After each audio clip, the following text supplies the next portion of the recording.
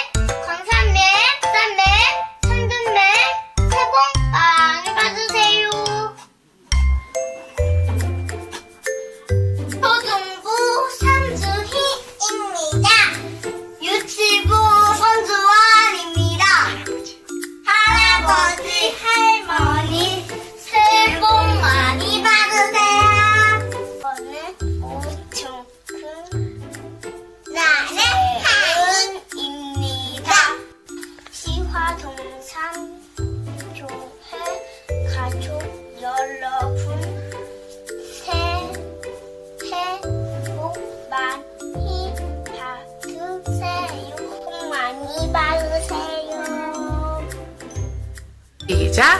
여호와는 나의 목자시니 내게 부족함이 없으리로다. 시편 23편 1절 말씀. 아멘. 하나님들 새해 복 많이 받으세요. 사랑해요. 사랑해요. 사랑해요. 안녕하세요. 저는 예금이 김지우입니다. 시화동상교회 집사님들 새해 복 많이 받으세요. 사랑합니다. 부모님, 원장님 새해 복 많이 받으세요.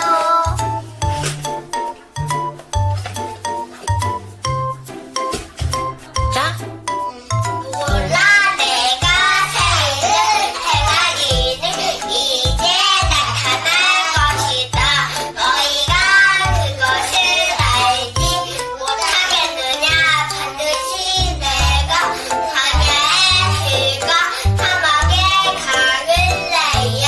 이사야 43장 19절 말씀. 아멘.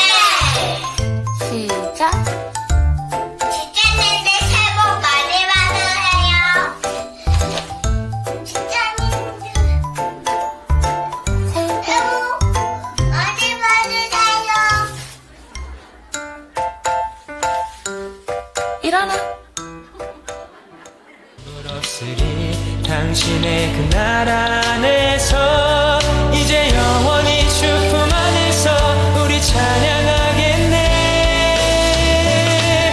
우리가 가는 이 길 세상이 미련하다 해도 우리는 주가 보여주신 그 한 소망이 있으니 어둠의 조각조차 그곳에 발들이지 못해. 당신의 나라에 새해 복 많이 받으시길 바랍니다.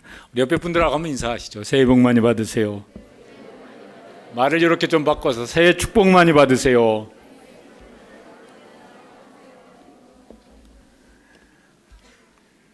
말로는 새해 복 많이 받으세요 했지만은 요 위에 조명 좀 켜주시기 바랍니다. 현실은 여전히 어렵습니다. 해만 바뀌었지 나아진 건 별로 없어 보입니다. 오래 계속되면서 이렇게 현실에 눌려 지내는 분들이 이제 많습니다. 또 어떤 사람들은 그래도 그 현실을 잘 이제 이겨 나아가는 분들도 있습니다. 그 현실에 눌려 지내든 그 현실을 이겨내든 결국은 자기 몫인 것 같아요. 내가 그 현실을 어떻게 보고 그 현실을 어떻게 대처하고, 이게 결국은 이제 그게 자기 몫이지 누가 대신해 줄 수 있는 건 아닌 것 같습니다. 그래서 현실보다 자기 자신이 더 중요하다고 생각이 듭니다. 이런 현실을 내가 지금 살고 있는데 그 현실 속에 나는 누구라고 생각하느냐? 자기가 생각하는 나가 있죠. 근데 여러분 그거 맞습니까? 내가 생각하는 나 그게 사실이고 그게 맞는 생각입니까? 맞으면 괜찮은데 안 맞는 걸 나는 이런 사람이라고 생각하고 막 그 생각대로 살면 그 참 어려움이 많이 생길 것 같아요. 다른 사람들이 나를 어떻게 생각하는 것도 있습니다. 또 다른 사람이 나를 또 어쩌다고 말을 하기도 합니다. 그건 맞습니까? 그 사람들이 너는 그렇다고 그러는데 그게 진짜 맞는 얘기면 괜찮은데 안 맞는 얘기인데 그 얘기에 휘둘려 살면은 그것도 참 보통 곤란한 일이 아닐 수 없을 것 같습니다. 우리는 당연히 예수님을 믿는 사람이니까 하나님께서 너는 이런 사람이다, 너는 이런 존재다 말씀하시는 게 있습니다. 그럼 그건 인정이 잘 되십니까? 그게 인정이 잘 되어지면 좋겠는데 그건 성경에 있는 얘기고, 그리고 현실은 이제 다른 생각으로 살면은 하나님의 역사가, 하나님의 말씀이 우리 삶 속에서 무슨 어떤 열매로 맺혀지기는 또 어려울 것 같습니다. 사람들은 이제 내가 누구냐, 자기 정체성이라고 그러는데 그 정체성을 따라서 삽니다. 그래서 현실도 중요한데 그것도 큰일인데 그 현실 속에는 나가 누구냐, 그 자기 정체성이 자기 삶에 더 큰 영향을 이제 미칩니다. 요새는 그런 말도 별로 없는데 예전에는 공주병 막 이런 말이 있었어요. 공주병인 사람은 옷도 공주처럼 입고 말도 그렇게 하고 행동도 그렇게 합니다. 우리 교회 중에 한 사람 있어요. 그 황 목사님네 황예 뭐식이라고 있는데, 아이고 일부 예배 마치고 제가 주차장에 공영 주차장에 차를 대놓고 이렇게 이제 올 때 되면요 거기서 만날 때가 겨울에 종종 있었어요. 주일마다. 그 추운 겨울날 바람이 숭숭 통과할 그 하늘하늘한 그 공주 치마를 입고 그리고 살랑살랑 옵니다. 안 춥냐? 안 추워요. 추울 것 같은데 안 추워요. 공주야 공주. 그러니까 추운 것보다 이쁘게 옷을 입는 게 더 중요해. 추위를 무릅쓰고 그 하늘하늘한 그 분홍색빛 드레스를 입고 온다고요. 무술병인 사람은 어떨까요? 그렇지, 내가 무술이지 뭐 이러면서 이제 뭐 그렇게 생각하고 그렇게 행동하고 살 것 같습니다. 잠언 23장 7절 말씀에 보면은 이렇게 말씀합니다. 함께 읽어보시겠습니다. 무릇 그 마음의 생각이 어떠하면 그의 사람됨도 그러하니. 그 생각이 늘 그러면요 그 사람이 그런 사람이 되어지는 거예요. 그 사람이 되어졌으면 뭐예요? 그의 인생이 그렇게 되어지는 게 당연하죠. 그러니까 그 생각부터가 이제 중요한 것입니다. 오늘 읽은 이사야 41장 말씀은 특별히 그 중에 10절 말씀은 아주 유명한 제 말씀입니다. 하나님의 백성 이스라엘이 저 바벨론이라고 하는 강대국의 위협을 계속 받고 있습니다. 전쟁이 이제 계속해서 이제 일어나고 있습니다. 정치적으로는 그런 이제 위험에 처해 있고, 신앙적으로는 이 시대에 하여튼 하나님께로부터 멀어졌을 때예요. 그러니까 막 그런 위험 앞에 신앙도 연약하니까 이제 더 걱정되고 두렵고 막 이런 이제 겁니다. 이 앞에 우리는 뭐냐? 우리는 아무것도 아니지 뭐. 우리가 뭘 하겠어? 이런 이제 생각을 가지고 떨면서 살고 있던 그 백성들에게 하나님께서 하나님의 생각을 이제 말씀해 주시는 것입니다. 우리 현실도 쉽지가 않습니다. 맨날 두주, 지금 뭐 2년째, 금년에 또 두주 또 그러잖아요. 믿어지십니까? 그냥 그렇게 2년 가고 또 얼마 갈지는 모르겠지만은 하여튼요 답답하긴 답답합니다. 교회들은 저도 믿겨지지가 않는데 무슨 뭐 코로나 때 만 교회가 문을 닫았다고 그래요. 이 주변에도 문 닫은 교회들이 몇 교회가 있습니다. 그러니까 이것도 참 보통 일이 아니다. 근데 하나님은 그런데 그때 교회를 어떻게 생각하시고 우리를 이제 하나님은 어떻게 생각하고 계실까? 하나님 마음속에 있는 우리는 어떤 걸까? 오늘 이제 이 말씀을 통해서 하나님께서 이제 그때 백성들에게 말씀하시지만은 오늘 우리에게도 말씀하시는데 뭐라고 말씀하시는지, 그 말씀을 내가 받아들일 수 있는 것인지 그걸 인정하면은 참 좋겠는데 이 말씀을 함께 우리가 살펴보도록 하겠습니다.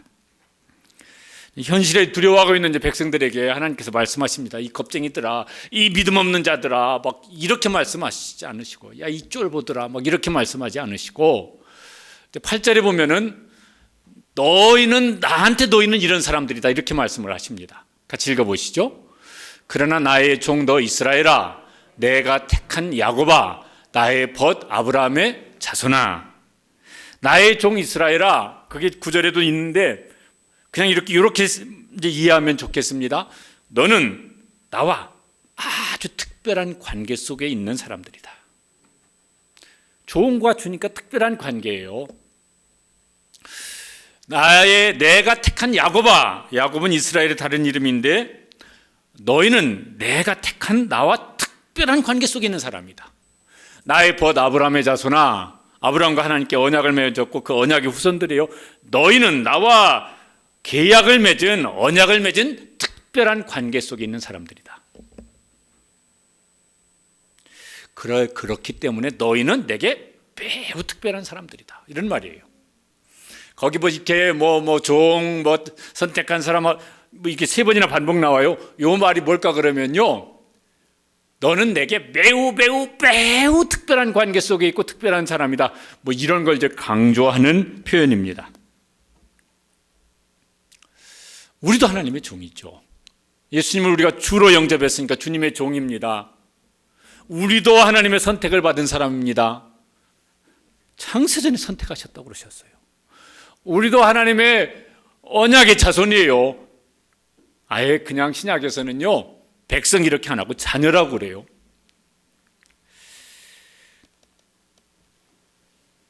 하나님께서 우리에게도 말씀하시는 거예요. 너는 나와 어떤 관계 속에 있다? 매우 특별한 관계 속에 있다. 그래서 너는 나한테 매우 특별한 사람이다. 이게 이제 우리 마음속에 이렇게 마음에 크게 자리 잡고 이게 흔들리지 않았으면 좋겠습니다. 조상구야, 너는 내게 매우 특별한 사람이야. 한 분만 아멘 하셨어요. 이왕이면 좀 아멘 한번 해 주시지 뭐. 다시 한번 제발 앞에 건 삭제하고 다시 한번 하겠습니다. 조상구야, 너는 내게 매우 특별한 사람이다. 여러분 이름을 넣어서 하시자고 그런 겁니다. 여러분 이름을 넣어서 한번 해보시겠습니다. 시작. 상구야, 너는 내게 매우 특별한 사람이야. 우리 자녀들이 옆에 있어요. 여러분 자녀들의 이름을 한번 넣어서 한번 해보시죠. 성래야, 혜리야, 너는 내게 매우 특별한 사람이야. 지어낸 얘기가 아니고 하나님께서 그렇게 말씀을 하세요. 그러니까 내가 뭐라고 생각하든지 남들이 뭐라고 생각하든지 그게 진리는 아니에요. 내가 나를 생각한 것도 오늘 생각하고 내일 바뀔 수도 있고, 다른 사람이 내가 어쩌다고 얘기한 것도 오늘 말 달고 내일 말도 달라질 수 있습니다. 그런데 하나님의 생각은 변치 않으실 줄로 믿습니다. 그러니까 하나님께서 내가 어떻다고 생각하는 것이 그것이 진짜 사실이고 그게 진리예요. 대단해서 본래 뭐가 뛰어나고 대단해서 하나님께서 너는 내게 특별한 사람이다 이렇게 하시냐면은 그렇지가 않아요. 무슨 우리가 하나님 앞에 사람 앞에도 대단할 게 거기서 거기지만은 하나님 앞에 대단할 게 뭐가 있겠습니까? 그래서요 14절에 보면은 이렇게 말씀하세요. 좀 뉘앙스가 좀 그런데, 버러지 같은 너 야곱아. 저거 예전에 요게 지금 개역 개정판이고 예전에 개역 성경은 뭐라고 됐냐면은 지렁이 같은 야곱아. 거기서 거기지만은 뉘앙스는 버러지보다는 좀 나은 것 같아. 이런 버러지 같은 인간 같으니라고 이러면요 뭐가 좀 이렇게 부정적이에요. 또 다른 번역에는 벌레 같은 야곱아. 제 개인적인 생각으로는 예전 개역 성경이 이 부분 표현은 더 좋은 것 같아요. 왜냐하면 하나님께서 무시하려고 지금 하시는 말씀이 아니거든요. 이런 버러지 같은 인간들 이러려고 말씀하시는 게 아니거든요. 저게 무슨 소리냐면요, 감당할 수 없는 현실 앞에 지렁이가 뭔 힘이 있어서 그 현실을 바꾸겠어요. 그러니까 이 감당할 수 없는 현실 앞에 무기력한 연약한 존재라는 것을 저런 식으로 표현한 겁니다. 그러니까 버러지 이건 좀 어떻게 좀 무시하는 이런 좀 뉘앙스가 있으니까 지렁이가 난 것 같아요. 그러니까 우리 자신은 우리가 처해 있는 어떤 현실 앞에 때로는 지렁이 같고 때로는 벌레 같아요. 내 힘으로는 어떻게 못해. 그렇다고 하나님께서 무시하냐면 그렇지 않고, 사람들이 그렇게 생각하든 내가 생각하든 너는 나와 특별한 관계 속에 있고 그래서 너는 나한테 매우 특별한 사람이다.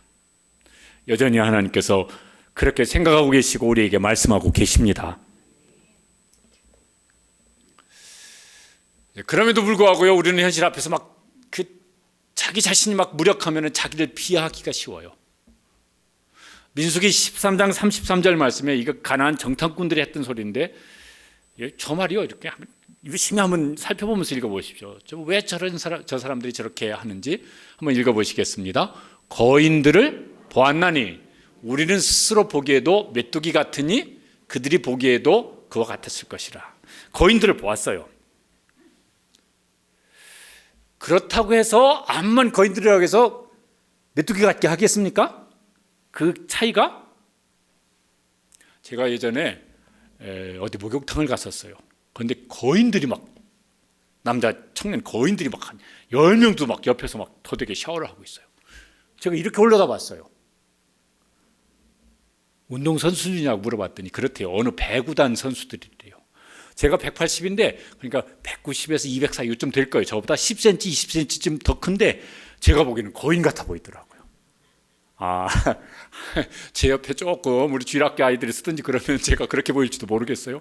그렇다고 해서 메뚜기하고 이거만큼 차이입니까? 아니에요. 뭐가 그런 거예요? 생각이 그런 거예요.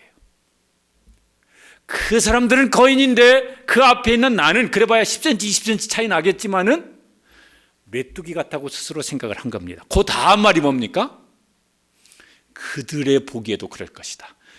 내가 메뚜기 같다고 생각을 하니까 남들도 나를 그렇게 볼 거라고 그렇게 단정 지은 거예요. 이게 안 맞는 소리예요. 그런데 우리는 그렇게 생각하는 것이 많습니다. 그렇게 결론을 내리고 그렇지 나 같은 메뚜기가 뭘, 메뚜기 컴플렉스라고 그럽니다. 사람들이 나를 메뚜기라고 여겨도 그게 진실은 아니에요. 요새식으로 말하면 그 가짜 뉴스예요. 남들이 뭐라게도, 사람이 뭐라게도 진실은 뭐가 진실이냐면 하나님 말씀이 진실이고 그게 진리입니다. 하나님은 뭐라고 말씀하시냐면 너는 나와 특별한 관계 속에 있다. 그렇기 때문에 너는 나에게 매우 특별한 존재다. 너는 나에게 매우 특별한 사람이다. 이게 사실이에요. 변치 않는 진리입니다.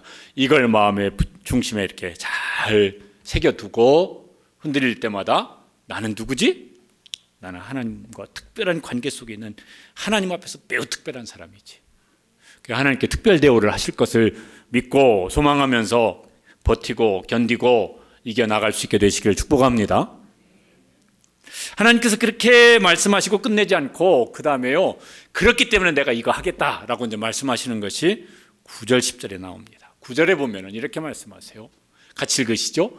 내가 땅 끝에서부터 너를 붙들며 땅 모퉁이에서부터 너를 부르고 싫어하여 버리지 아니하였다 하였노라.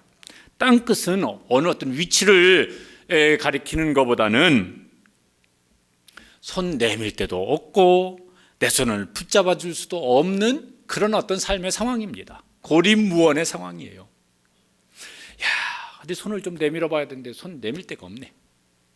내밀어도 사람들이 부담스럽게 여기고 그 손을 안 붙잡아 주네. 이게 땅 끝이고 땅 모퉁이고 이제 그렇습니다. 근데 하나님께서 뭐라고 말씀하시냐면은 너 땅 끝에 있냐? 내가 붙잡아 줄게. 너 땅 모퉁이에 있냐? 아무도 너를 불러주고 관심 가져주는 사람 없냐? 내가 너를 바라보고 너 부르고 너를 붙잡아 줄게. 왜? 너는 나에게 특별한 관계 속에 있고 너는 나한테 특별한 존재니까. 사람들은요, 땅 끝에 있으면은 안 좋아해요. 그래서 막 이렇게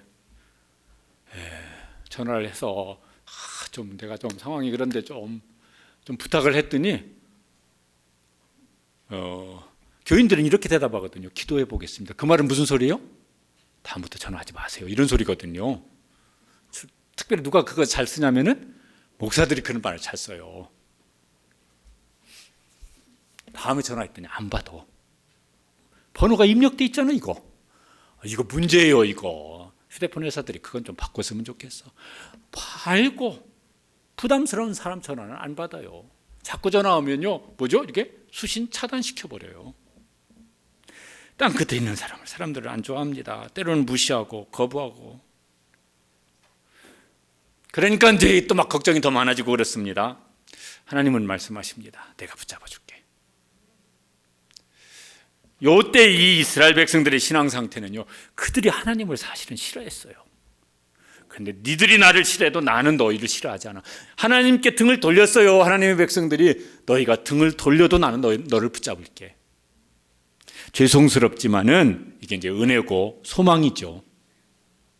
그래서 감사하고. 이제 우리 중에 내가 지금 땅 끝에 서 있는데 그런 분들이 계실 수도 있을 겁니다.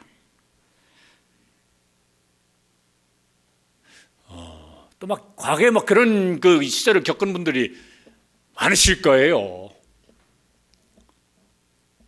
그 집 앞까지 갔어. 근데 차마 문 못 두드리겠어. 그래서 그냥 되돌아와요. 공중전화 박스 들어가가지고 눌렀어. 3자리 4자리 이렇게 눌렀는데 끝에까지 못 누르겠어. 그 부담스러워하는 목소리 나올 텐데, 아유, 쪽팔리게. 그래서요, 돌아서서 그냥 나와버려. 이런 경험들 막 많이 있을 거예요. 저도 많습니다. 땅끝이지. 교회도 땅끝에 있는 교회들이 얼마나 많을까. 지금 많을 것 같아요. 그때 이제 이렇게 마음을 잘 집중을 해서 이 말씀을 기억할 수 있게 되시기를 바랍니다. 땅 끝에 서 있냐? 내가 붙잡을게. 땅 모퉁이에 서 있냐? 내가 너 불러주고 내가 너 붙잡아줄게. 그때 하나님의 손 붙잡고 하나님의 부르심을 듣고 힘을 내고 일어서고 또 버티고 승리하고 나아갈 수 있는 그런 2022년 새해 될 수 있게 되시기를 축복합니다. 하나님께서 그렇게 말씀만 하셔도 감사한데 충분할 것 같은데 아니요, 하나님은 그렇게 말씀하시고 하나님 마음이 지금 충분히 하시고 싶은 말씀을 다 못 하신 거예요. 그래서 10절에 이렇게 말씀합니다. 유명한 말씀이죠. 제가 교인 단톡방에다가 새해 인사 올리면서 저 말씀을 올려놨어요. 꼭 그렇게 됐으면 좋겠어서 같이 한번 읽어보시겠습니다. 두려워하지 말라. 내가 너와 함께함이라. 놀라지 말라. 나는 내 하나님이 됨이라. 내가 너를 굳세게 하리라. 참으로 너를 도와주리라. 참으로 나의 의로운 오른손으로 너를 붙들리라. 저기도 몇 번 비슷한 말씀인데 이렇게 몇 번을 말씀하십니다. 성경을 읽을 때요, 뭐가 강조해서 하나님이 말씀하실 때가 있어요. 특별히 신약 성경에 예수님께서 보통 이제 예수님 하신 말씀을 기록하면은 예수께서 이르시되, 예수께서 가라사대 이런데 예수님 뭘 강조하신 말씀을 쓸 때는 어떻게 되어 있냐면은 내가 진실로 너에게 이르노니, 최상급으로 강조할 때는 이제 어떻게 되어 있습니까? 진실로가 2번 나와요. 내가 진실로 너에게 이르노니. 이러면요, 예수님께서 지금 뭘 최상급으로 강조하시는 거예요. 여기 지금 10절에는 내가 너에게 이렇게 하겠다는 걸 몇 번 나옵니까? 5번? 7번인가 나와요. 그러니까요, 하나님께서 내가 반드시 너 책임진다. 그게 함께한다, 너를 돕는다, 너를 붙잡는다, 뭐 이런 말들을요 거듭거듭 하시는데 내가 반드시 너를 책임지겠다는 거예요. 왜 그렇게 하십니까? 하나님께서 그렇게 하셔야 될 무슨 의무가 있습니까? 우리는 그렇게 요구할 수 있는 무슨 뭐 권리가 있는 겁니까? 아니에요. 왜 그렇게 하신다고요? 관계 때문에 그렇다니까. 하나님께서 우리를 하나님과 특별한 관계로 삼으셨어요. 그 관계가 되어지면 이제 책임은 관계에서 나와요. 부모가 됐어요. 자식이 됐어요. 그러니까요, 부모가 하여튼 무슨 할 수 있는 한 최대한 책임을 지려고 이제 합니다. 뉴스에 나오는 아주 희한한 사람 아닌 바에는 그렇게 합니다. 부부가 됐어요. 부부 관계라고 하는 특별한 관계가 돼서 그래서 월급 다 갖다 줘요. 퇴근했는데 회사에서 밥 안 줬어? 막 눈 동그랗게 뜨고 막 이런 분도 가끔 계시다고 그러더라고. 월급을 통째로 갖다 줘도 회사에서 밥 안 먹겠냐 눈을 동그랗게 뜨는 아내분께 월급을 통째로 다 갖다 드려요. 거기서 10,000원 뺐다가는 큰일 나요. 왜 그래요? 특별한 관계니까 특별한 책임을 지는 거죠. 물론 요새는 아내분들도 이렇게 하시는 일들이 많으시고 하시지만은 그 특별한 관계가 아니라면 그런 책임을 왜 서로 지려고 그러겠습니까? 안 하지. 관계 때문에. 또 하나님께서 왜 우리를 하나님과 그 특별한 관계 속에 불러주셨냐면 하나님의 사랑 때문에 그렇습니다. 더 큰 책임감은 사랑에서 나오는 것 같아요. 그 사랑이 특별하면 책임감은 훨씬 더 커지는 것 같아요. 하나님께서 너는 나한테 그런 존재야. 그리고 내가 너를 사랑하기 때문에 너와 그런 관계를 내가 세운 거야, 맺은 거야. 그러니까 내가 책임져 줄게. 이 하나님의 마음속에 쑥 들어가서 또 하나님께 내미시는 손을 붙잡고 견디시고 이겨나가시고 승리할 수 있게 되시기를 바랍니다. 설교를 준비하는데요, 오래전 뉴스 한 장면이 생각이 났어요. 저기 중국에 어디서 그 지진이 났을 때 이렇게 그 엄마가 저게 지금 제 위에 있는 거 엄마고 밑에 있는 건 그 집 아이인데 엄마가 아이를 끌어안고 그 지진에 이제 묻혀 죽은 거예요.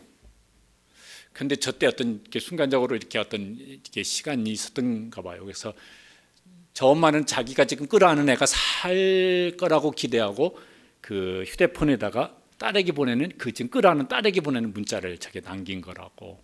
얘야, 내가 만일 살아난다면 엄마가 꼭 기억하기 바란다. 저 장면이요, 예수님 십자가 장면하고 비슷하다는 그런 생각이 들었습니다. 저 엄마는 마음은 간절한데 이제 힘은 그런 힘이 없었죠. 그러니까 저렇게 이제 안타까운 모습으로 발견되어졌지만은 하나님은 마음도 있으시고 무엇도 있으세요? 힘도 있으세요. 그 마음이 변치도 않으시고 그 사랑이 변치도 않으시고 그 능력이 변치도 않으십니다.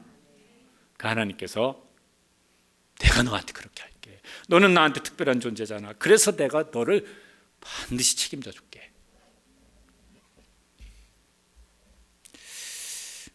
그런 사람들은 마음은 있어도 힘이 없으니까 못하죠. 내 인생을 책임져 줄 사람 있으면 좋겠지만은 말로만 해도 고맙지. 뭐 누가 그런 힘이 있겠어. 내가 네 인생 책임져 줄게. 말로라도 고맙지만은 실제로 그렇게 할 힘이 누가 있겠어요? 누가 저에게 찾아와서 목사님 걱정하지 마세요. 시화동산교회는 제가 책임지겠습니다. 그러시면 참 말씀은 무지무지 고마울 것 같아요. 말이라도 어디야. 그런데 누가 그렇게 할 수 있겠습니까? 하나님은 마음도 있으시고 무엇도 있으세요? 힘도 있으시다니까요. 그러니까 그렇게 하신다니까요. 하나님께서 10절, 9절, 10절에 그렇게 말씀하셔놓고도 이게 내 마음이 지금 이 내 백성들에게 충분히 전달되어졌을까? 내 마음을 내 백성들이 충분히 알까? 이게 조금요, 하나님 마음이 좀 이렇게 시원치 않으셨던 것 같아요. 그래서 13절, 14절에 또 말씀하세요. 이미 앞에도 더 이상 강조할 수 없을 만큼 강조하셨는데 또 말씀하세요. 13절, 14절 읽어보시겠습니다. 너의 하나님이 내 오른손을 붙들고 내게 이르기를 두려워하지 말라. 내가 너를 도우리라. 두려워하지 말라. 나 여호와가 말하노니 내가 너를 도울 것이라. 아멘. 제가요 이렇게 요 하나님의 마음을 이렇게 뭐죠? 기호로 이렇게 하나 만들어봤어요. 저기 뭘 것 같습니까? 예? 저 앞에 있는 건 무한대. 이게 산수 시간 배웠나 수학 시간에 배웠나. 뒤에는 뭐예요? 사랑. 저거 원래 있던 거지만 저걸 조합해 놓은 건 접니다. 저작권이 저한테 있어요. 무한대 사랑. 하나님께서 무한 책임이고 무한 사랑으로 내가 너한테 그렇게 하겠다. 언제까지 하시겠습니까? 평생 영원토록 그렇게 하실 것입니다. 그렇게 하고도 하나님께서 하실 일이 남으셨어요. 그래서 내가 여기까지 하겠다고 말씀하십니다. 내가 너를 세울 것인데 승리자로 세우겠다고. 그래서 11절에 보면은 이렇게 이제 하시겠다고 하십니다. 같이 읽으시죠. 너와 다투는 자들이 아무것도 아닌 것 같이 될 것이며 멸망할 것이라. 저게 역사적으로는 이 성경 시대 역사적으로는 너와 다투던 자들은 이 남쪽 유다와 다투는 침략해오는 계속해서 침략을 해왔어요. 바벨론이에요. 바벨론이 결국은 유다를 멸망시킵니다. 근데 하나님께서 그 바벨론을 바사라고 하는 페르시아죠. 이 바사 제국을 일어나게 하시고 바벨론이 이 바사에 의해서 망하게 하세요. 근데 성경을 읽어보면 왜 그러시냐면요, 이런 내용들이 나옵니다. 하나님께서 하나님께 등을 돌리는 하나님의 백성들을 돌아오게 하려고 매를 드세요. 바벨론이라고 하는 매를 들어서 전쟁이라고 하는 채찍을 내리십니다. 돌아오라고. 근데 하나님께 가만히 보다가 열불이 나셨습니다. 바벨론을 채찍으로 사용하는데 바벨론이 하나님의 백성에게 너무 혹독한 억압을 합니다. 그래서요, 선지자를 통해서 너희가 내 백성을 이렇게 혹독하게 했냐? 내가 너희를 부러뜨려 버리겠다. 그래서요, 저 바벨론을 바사라고 하는 나라를 통해서 멸망시켜 버리십니다. 이거 뭘 것 같으면 이런 거예요. 이렇게 우리 저 부모님들이 선생님한테 아유 우리 말 안 들으면요 야단쳐서라도 좀 버릇장면을 고쳐놓으세요. 그리고 부탁을 했어요. 그런데 집에 와서 보니까 코피 터져 있고 뭐 머리 깨져 있고 다리 몽둥이 분지러져 있고 그러고 왔어요. 왜 그러냐니까 선생님이 또 정신 차리라고 막 코피 터뜨리고 맞박 터뜨리고 다리 몽둥이 분들어뜨리고 이랬다는 거예요. 그럼 여러분 어떻게 하겠습니까? 감사합니다. 우리의 정신 차리게 해주셔서 이러겠습니까? 선생 찾아가가지고 이제 한바탕 해야죠. 신고를 하든. 그게 누구 마음인가요? 부모 마음인 것이죠. 하나님의 마음이 그러신 거로. 그래서 바벨론을 멸망시켜 버리셨어요. 이게 지금 이사야 선지자가 이 예언을 한 뒤에 한 150년 뒤에 실제로 일어난 역사적인 사건입니다.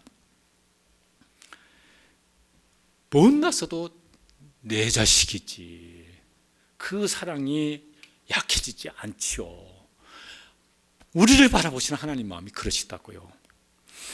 그리고 그 원수를 멸망시키는 것뿐만 아니라 이제 너를 강하게 세울 것이다. 15절에 보면은 이렇게 말씀하셨습니다. 15절 한 부분인데 읽어보시죠.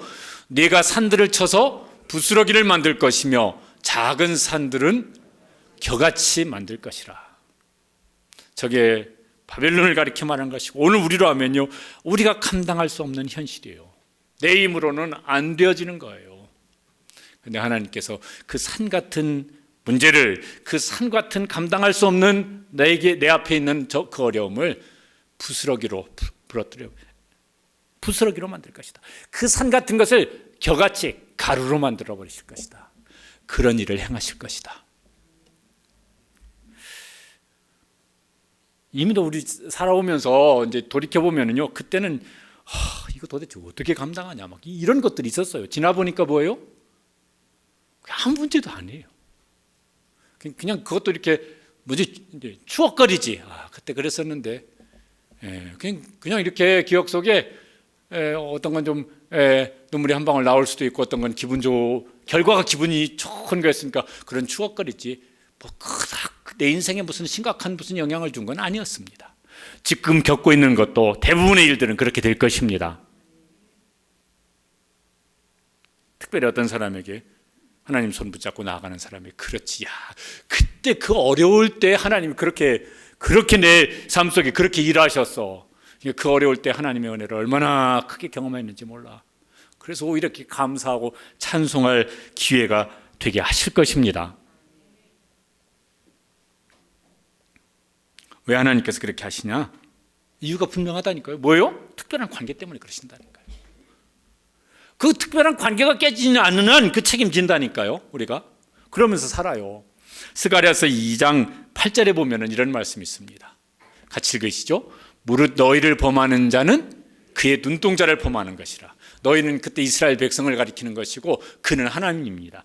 이스라엘 백성을 범하는 사람은 누구를 범하는 것이다? 하나님 눈을 찌르는 일을 지금 하는 것이다. 저게 무슨 소리죠?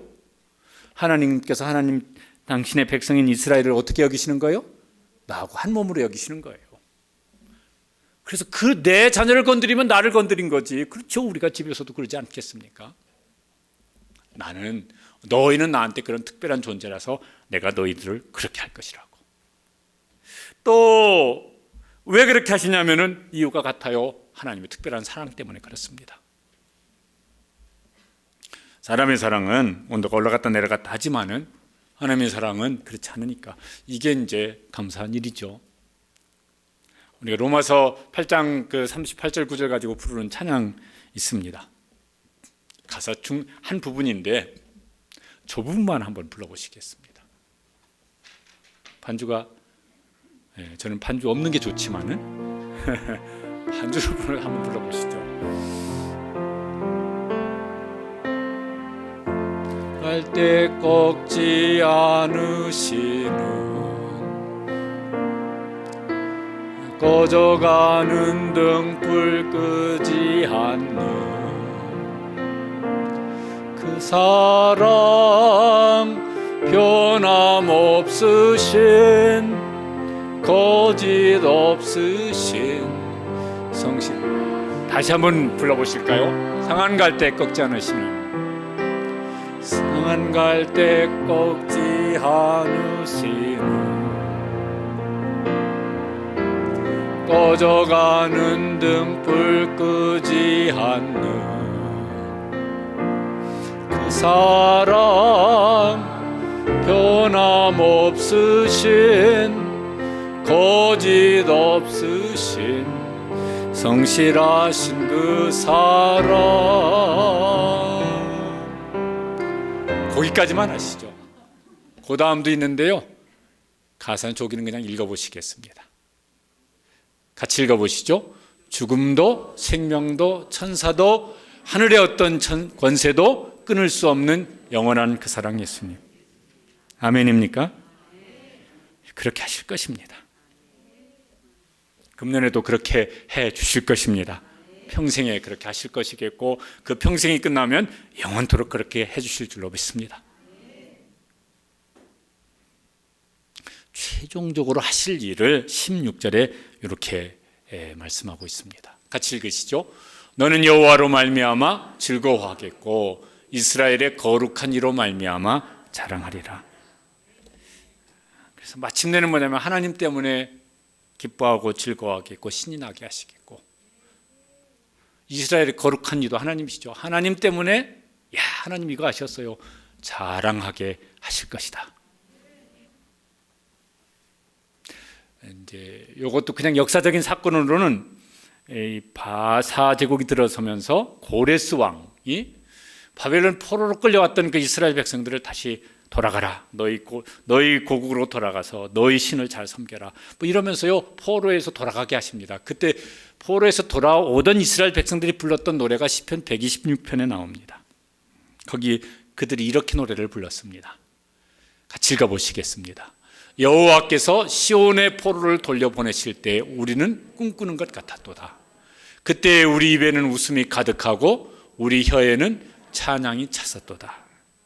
그러니까 요 16절 말씀이 그 뒤에 실제적으로 이제 그 백성들이 그렇게 이제 회복의 기쁨을 노래하는 사건이 이제 실제로 있었습니다. 우리가 하나님의 자녀 맞습니까? 그럼 우리에게도 하나님께서 그렇게 하실 것입니다. 왜요? 그 특별한 관계 때문에, 그 특별한 사랑이 변하지 않으시기 때문에. 여전히 보이는 현실을 보면은 위축됩니다. 저도 걱정될 때가 있고. 원래는 여기 첫 주일 그래서 막 다 모여서 이제 예배 새 출발합시다 하고 막 목회 계획을 세워놨었는데 뭐 이번 주까지 이제 다음 주부터 할 거 그랬더니 또 2주 또 지난대요. 그 2주 지나면은 그냥 지금까지 되어온 방식대로 되면 또 2주 지나면은 지금까지 해온 방식대로 하면 또 2주 뭐 그렇게 가겠죠. 뭐 안 가면 좋기는 참 좋겠지만은 그게 현실이에요. 보이지 않는 현실도 있습니다. 그게 눈에 보이는 현실이라면 보이지 않는 현실은 뭐냐면은 하나님이 우리 아버지시라고 하는 것도 현실입니다. 그리고 오늘 말씀하신 대로 하나님께서 말씀하시고 그것을 행하실 것도 현실입니다.